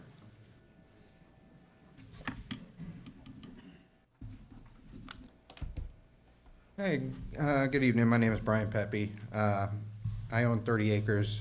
My address is on Oval Road, but I have 730 feet of frontage on Milton Run Road, which is adjacent. As the gentleman mentioned, he didn't see a house. We have two houses. on my property. We own two 15-acre parcels. One of them is undeveloped right now, but I plan to put a house there, but that could all change. So, I just wanted to go through a few things. You know, there's a checklist that has to be filled out when we apply for these types of zoning changes. And the first item is it consistent with the county's master plan? Well, no, it's not. Our area is AR1. The master plan is AR1. There's no future land use. This one property was just recently changed to transitional only because Rincon approved these warehouses behind us. I think building the same thing that Rincon has on this property is not a good use of what we want to call transitional property. Can I keep going? There's two other properties for sale on Ron Station Road right now. A few parcels that make up 300 acres, another parcel that makes up 300 acres. They're asking commercial prices for those. If this one goes through, those will be next because they're gonna, you know, now we have warehouses in the area, so that's gonna keep sprawling. We've already talked about the traffic. We've talked about the streets. One of the questions is there reasonable economic use of the property as there is now? And while they may not like the number, there is absolutely reasonable economic use of that property. You know, it may be a lot different than the commercial use. I would consider it spot zoning. We're in Effingham, we're not in Rincon, so Effingham has its own rules. There's no Effingham zone property adjoining. We've talked about adversely affecting adjacent properties, visual intrusions, noise, light pollution. My area is pretty low. There's a floodplain that goes right across the street. We have about an 18-inch water table on my property now. So if this goes through, that's going to get worse for us. You know, flooding dangers, truck fumes, stuff like that. As previous people have mentioned, nobody in our area everybody is opposed to the zoning change. And the other thing I wanted to talk about was the 18-inch water table, and also them proposing filling some wetlands. You know, I understand there's rules in place. They're allowed to mitigate it by buying credits and whatnot, but that doesn't help this property right there. That fixes up somewhere else, and that's not good for us. So the Coastal Regional Commission, DRI Regional Impact Report, bullet 6.2, the proposed development is not consistent with the regional land use map. 6.3 in the same report lists this area as an area of significant natural resources, floodplains, tributaries, wetlands. Just because the rule allows it doesn't mean it's a good thing. It's also, bullet 6.4, it's considered a green infrastructure. I talked about the wetlands already. She read the Regional Commission's recommendations earlier, so I'm not going to go over that again. So I just wanted to conclude, you know, that the applicant owns AR1 land. It should remain that. There are areas off of the new Effingham Industrial Parkway, the Effingham Parkway. That's all commercial. Wait till the road's done, build that out. If we need more of this type of stuff, then maybe start looking elsewhere. But let's not keep sprawling into, you know, residential areas. With that, I conclude. Thank you, Mr. Pepe.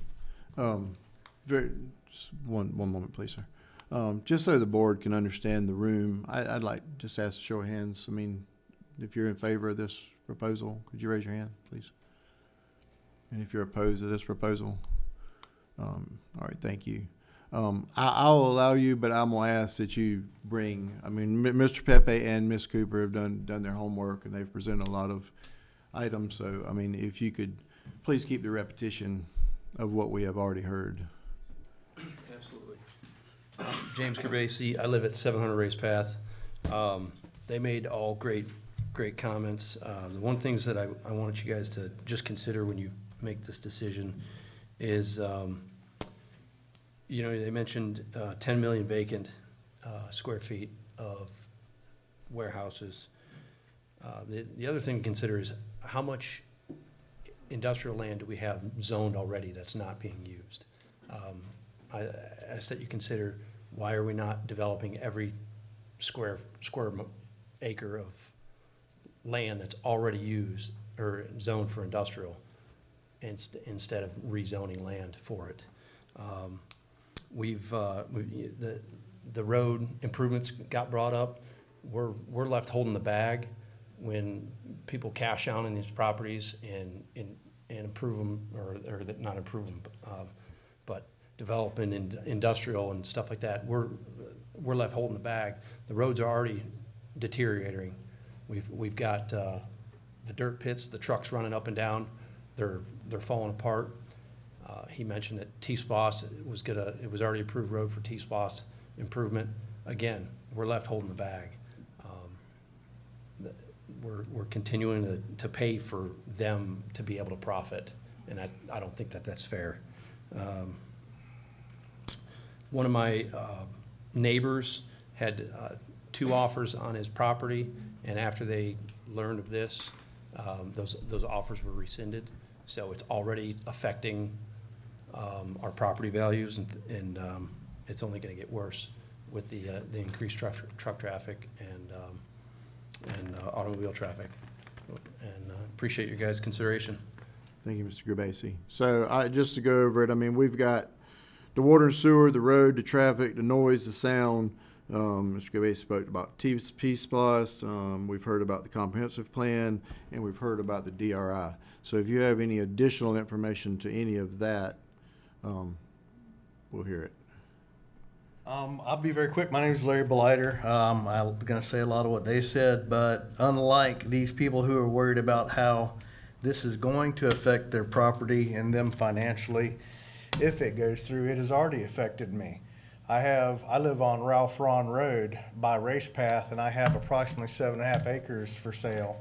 And I had somebody who was interested in the property, and they declined to proceed after they became aware of the potential for the warehouses over there because of the increased traffic and the increased noise pollution possibility. So it is definitely a concern. It's going to be worse for those people that are on Ron Station. I'm over on Ralph Ron, and it's already hit my bank account. As they said, there's plenty of other places that are commercial right now. This is not it. This is a residential area, and it needs to stay that way. This was not intended for that. All right, thanks, sir. But at this time, I'm gonna give Mr. Murray and his team 5 or 6 more minutes, 7 more minutes.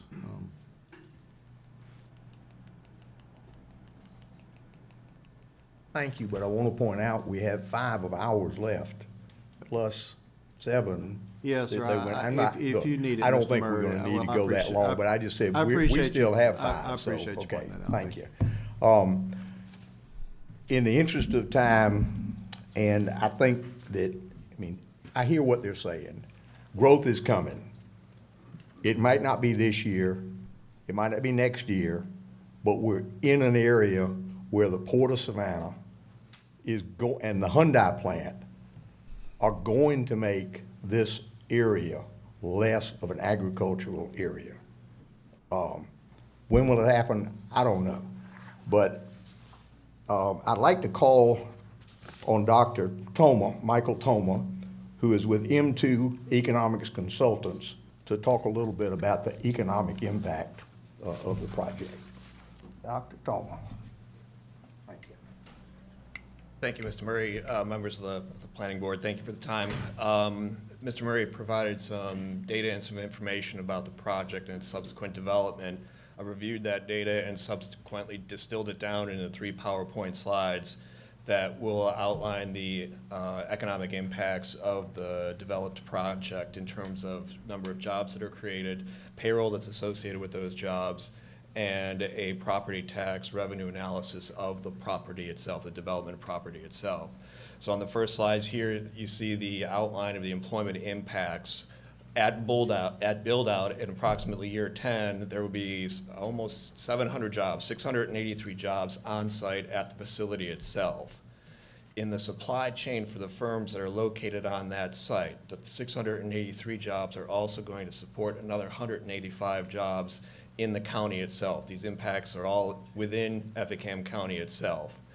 As a result of the recycling of the payroll from those direct jobs on site and the other indirect jobs in the county, there's another 62 jobs that would be created in the county as a result of that. At build out, we're talking about 930 jobs total into the future each year that are supported by the development of the project at build out. In addition to operations impacts that I just outlined in the bottom half of that slide, the construction impacts for the first 10 years of the project, again, assuming a 10-year build-out, are roughly 300, 286 to be exact, construction jobs on site, with an additional 60 jobs on the secondary impact associated with the supply chain for the firms, the construction firms, and the recycling of income generated by the payroll of those construction workers and those in the supply chain. So for the first 10 years of the project, this is each year, in the first 10 years, there'll be about 350, a little bit under 350 jobs associated with construction impacts in the county itself for the first 10 years, in addition to the ongoing operations for 930 slides. May I have, thank you. Those jobs. Now we speak about the payroll impact. What kind of incomes are residents of employees of this area going to receive? So there's approximately $41 million per year in payroll impact associated with operations of the facility itself, the logistics payroll, and that also includes the labor earnings associated with the related jobs, the secondary impacts associated with the build out of the facility. So that's $41 million per year going to residents of Effingham County. And during the first 10 years of operation, the construction payroll is going to generate $12 million per year for the first 10 years of the project, again in Effingham County. Third slide, please. With respect to the property itself, the development of the property, this is a property tax revenue analysis at 10-year build-out. So in year 10, the property valuation with the assessment rate and the millage will generate $4.2 million per year in property tax revenue from this site itself. That $4.2 million annually in year 10 and going forward after that every year will support the amortization of a 30-year, $70 million bond issued at 4%. So it provides, the property provides potentially additional carrying capacity for debt should the county choose to pursue that. The chart you see includes the assumption that's built in a 10% increase in the property value per year, maxing out at $402 million in year 10. So in the first year, assuming 10% of the project is developed, that would generate $425,000 in the first year, and then rising proportionally as the property gets built out to, in year 10, the $4.25 million in tax revenue, property tax revenue associated with the development of this project. So in the first 10 years of the project's life, while build-out is taking place, that would generate $23 million in gross income, in gross property tax revenue associated with the development of the project, as compared to the 10-year pre-development. Right now, the property is generating about $28,250 per year. So over a 10-year period time, in the absence of this development, that would generate a little bit less than $300,000 over the 10-year period. So the net increase in property tax revenue, again, associated with this property, this development site, is a net gain of $23.1 million. So just very briefly summarizing the economic impacts, categorize them into 3 buckets. Employment impacts, about 930 jobs a year in Effingham County going forward upon build out every year after that, with $41 million in payroll associated with those 900 jobs in Effingham County. $12 million a year additional payroll for construction impacts for the first 10 years of the project, and then this property tax net gain of $23 million over the first 10 years of the life of the project.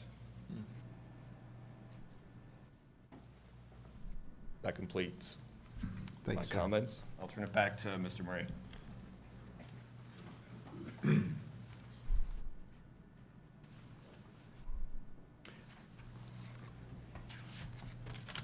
Cushman and Wakefield is one of the larger industrial brokerage companies operating in the Savannah area. And I wanted to read a paragraph from their third quarter report on the outlook for the industrial market in this area. The outlook for Savannah's industrial market remains favorable thanks to the continued growth of the Georgia ports with conservative projections to eclipse 8 million TEUs of throughput by 2030. Market vacancy is expected to peak in fourth quarter of this year before improving in 2025 as demand for large bulk warehouses reaccelerates and absorbs the larger speculative built facilities that represent over 65% of the current vacancy. The current vacancy rate is 9%. The year-to-date absorption is 9.1 million square feet. The Savannah employment, I'm reading economic indicators from their report, 207 million, no, thousand jobs in this market. We have a 3.1% unemployment rate and a 4.1% versus the national average, which is 4.1%. I said earlier about the overall vacancy right now, approximately 25 million square feet. 15 of that is in the Hyundai-driven market.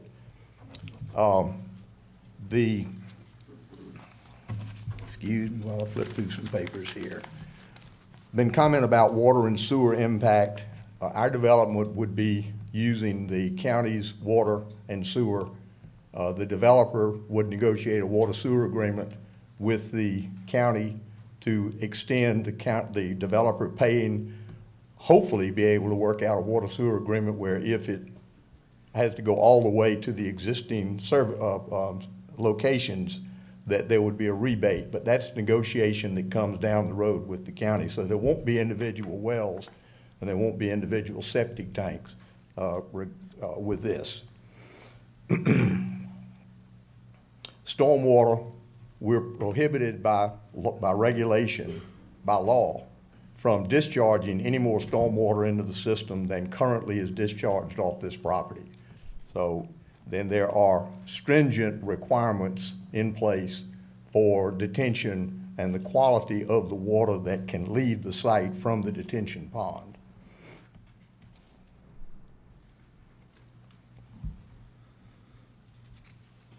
There's a comment about Kimron and his desire for this property or his statement that the property would stay like it is. Before Kim unfortunately died, he signed the listing agreement for this property anticipating that it would go industrial. So whatever he had said in the past, and I'm not challenging whether he said that to somebody, but he had changed his mind for some reason. The comment was made that we had an inadequate, incomplete submission. What we didn't have was a DRI. The DRI is ordered after you submit, ordered by the county. So our application was complete.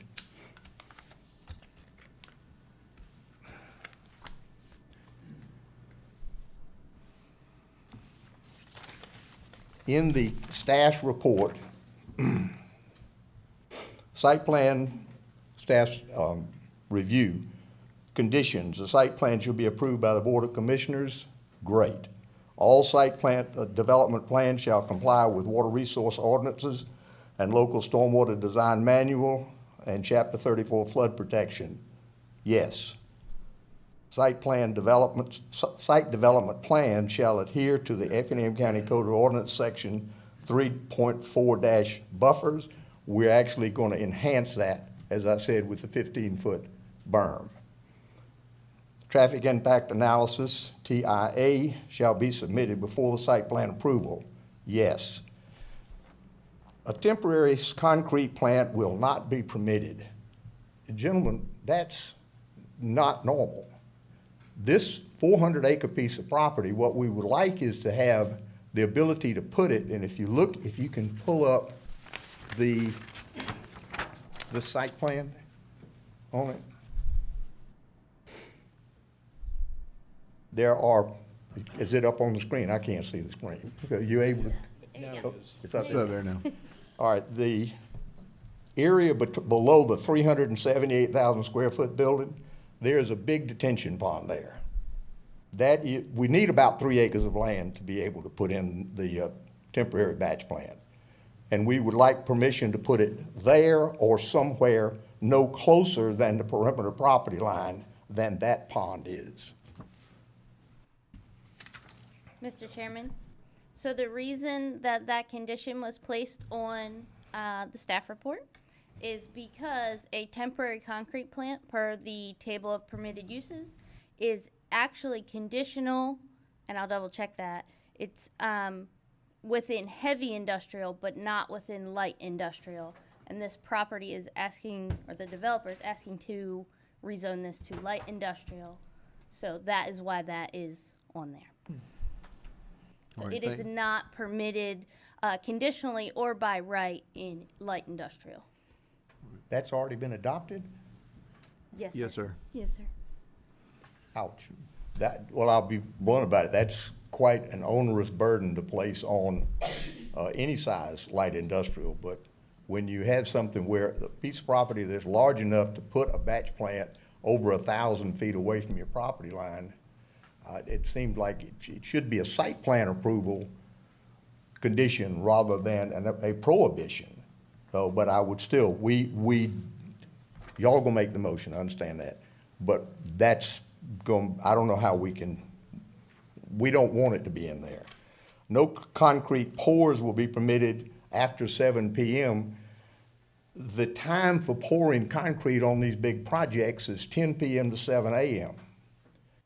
And it keeps heavy concrete trucks from mixing in with the residential traffic, for the other traffic during the course of the day. And it's much better from a temperature standpoint to be pouring concrete at night than doing it during the day. So we would ask that those two conditions not be imposed on us. All right, sir. Just 1 second. I think that. I'll ask you to try to get to the end of your thoughts, please, Mr. Marshall. That's what I'm saying. I just want to Thank you. look at one thing. Yes, I am through. Thank you. No, excuse me, wait a minute. Mr. Jamie Ron, member of the family, would like to come up and just say a couple of words. I have a question, Mr. Marshall. Oh, excuse me, yes. Looking at the site plan, I can see that you have an entrance on Ron Station Road, but you seem like you have an exit in the back onto that Coastal Trade Center Parkway. Are you gonna use the parkway as an entrance as well to get to the property and not use Ron Road? You're pointing out something I had never realized was there.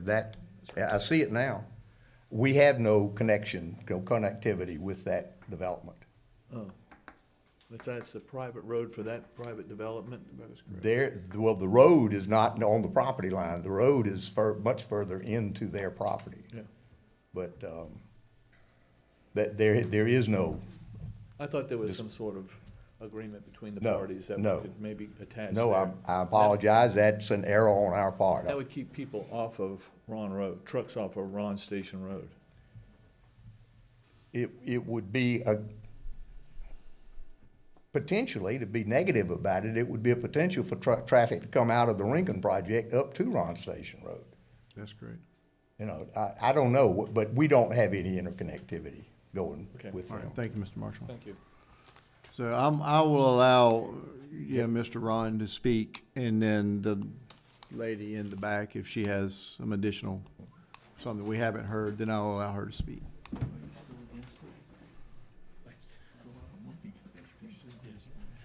Thank you very much. So like Mr. Marshall said, my name is Jamie Ron. I am one of the owners of the land here on Ron Station. Really, all I want to give is kind of a background. You know, Ms. Meeks brought up my uncle, so this land's been in our family for many years. It was originally inherited by my grandfather. He passed away 23 years ago. It was inherited by my dad, Kirk, my uncle Kim. Some of y'all probably may have knew one or both of them. Likelihood you probably knew both of them, you knew one of them. My dad, he passed away unexpectedly 8.5 years ago at the age of 54. Wow. It was left to myself, my stepmom, my little brother and little sister. My uncle, as stated, he passed away over 2 years ago. It was then left to my aunt and then her two daughters, their two daughters. So something has got to happen with the property. There's no way that we can keep it as is and be fairly separating amongst the family without somebody getting an uneven fair share of their piece. So, you know, all that taken in consideration, as well as what's been mentioned, we do have the 1,100 acres beside us already being developed for industrial use. The T-SPLOS designation to improve the road. I ask that y'all would consider this property for the rezone. Thank you. Thank you, Mr. Ron.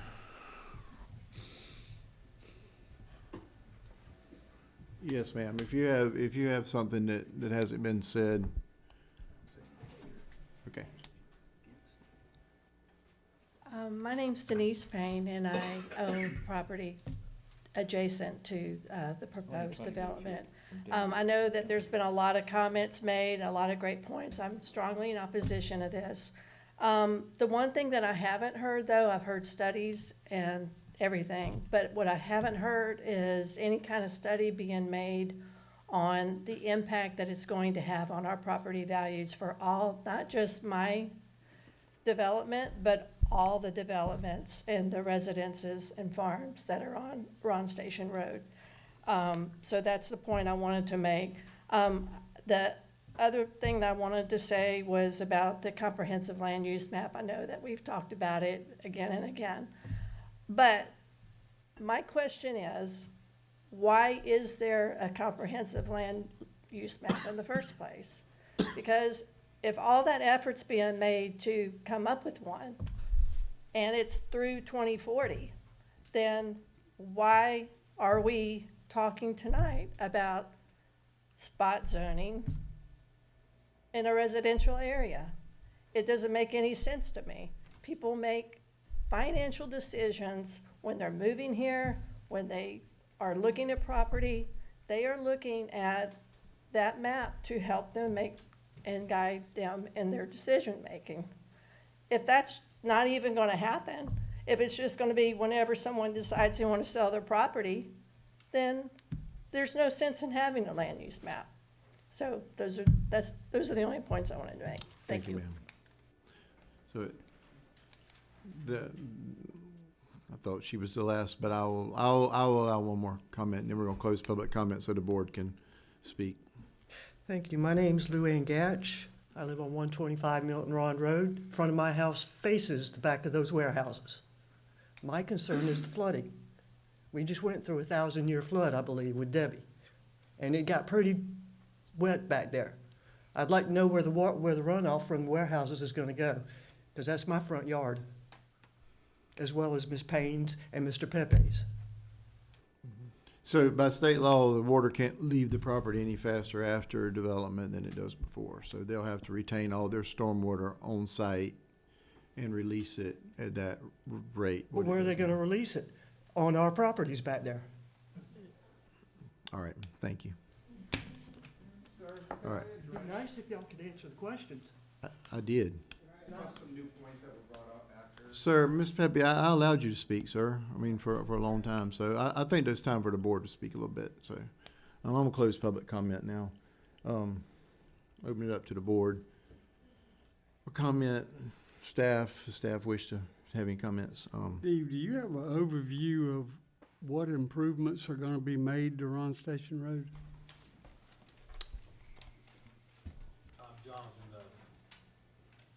Hey, good evening, Jonathan Holm, County Engineer. So for Ron Station Road, we're looking at doing, it's called a freight, it's been designated as a freight route, And what we'll be doing is beefing up the pavement section that's there, but then also increasing the total road width to make it a safer use for freight route. The reason why that road was particularly selected was you have the industrial hub right there in the city of Springfield, and there's already truck traffic heading through as a bypass to 21.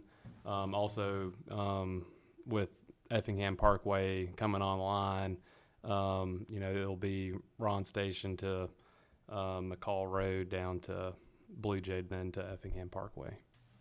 But in total, it's a 24-foot paved section with 4-foot paved shoulders, and then there'll be additional 6 feet of earthen shoulders on each side of that. So that's just a quick description of the section. But it would follow its natural route with all the curves in it and no straightening out of any of those curves? That's correct. With one minor tweak, when we're in the master transportation plan, the Little McCall Road and Ron Station intersection, we are considering realigning that to be at one intersection, putting a roundabout at that location. But for the most part, yes, it's going to maintain its regular or its current alignment. All right, thank you. What else you got? Chelsea, can you touch on the buffers? I thought the 150-foot buffer was required with the berm included in that. So no, with light industrial to AR1 or AR2, the berm is not required. The buffer is 150 feet. Now they can, if they want, put a buffer or put a berm in. That's an option they have, but it is not required. Unlike with heavy industrial, where when abutted to residential, they can use a berm to reduce the buffer area. But the 150 feet with light industrial does not require a berm of any sort. So all the ones that we've done that it was written in the ordinance, those were heavy industrial? Yes. Even though they were warehouses? Yes. I don't think so. It was, and the reason I can tell you that it was because that was before we had designated light industrial and heavy industrial. It was simply I-1. Why would we take that out? So we have, now that we have designated light industrial and heavy industrial warehousing up to a specific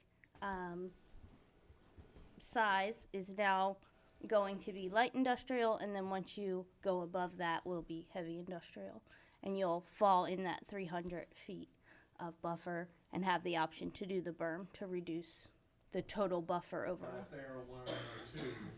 Yes, and residential, so your R1, R2 as well. So. Can it be required? Sure can. Fans agree with it? Yes. Any further questions? Anybody want to make a statement? I'll say, this is, as everyone has already alluded to, this has been in the works for a long time. And I do know the family, and I do have sympathy for the situation, but, and I get the economic benefits of it, and they're huge, but when it comes down to a zoning map and a zoning conversation, I just can't wrap my arms around this in this area. I just don't think this is what the county's laid out in the land in the comprehensive plan, like the lady said. But to everyone, and I'm a fan of warehouses. I believe if they're buffered and bermed correctly, that they're good neighbors. And, if you don't get this, it's going to be residential.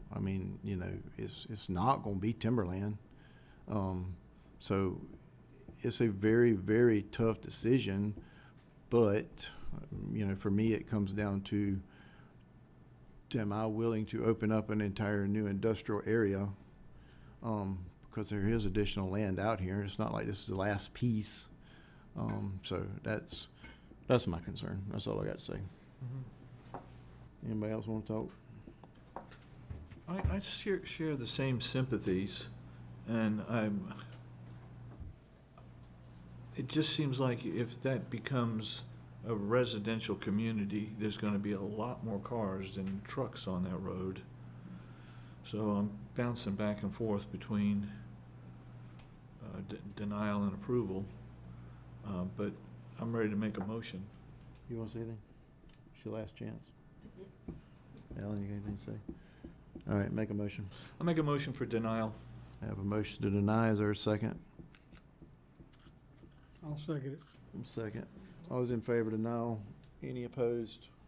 Motion carries 3-1. And as everyone knows, this is simply a recommendation to the county commissioners.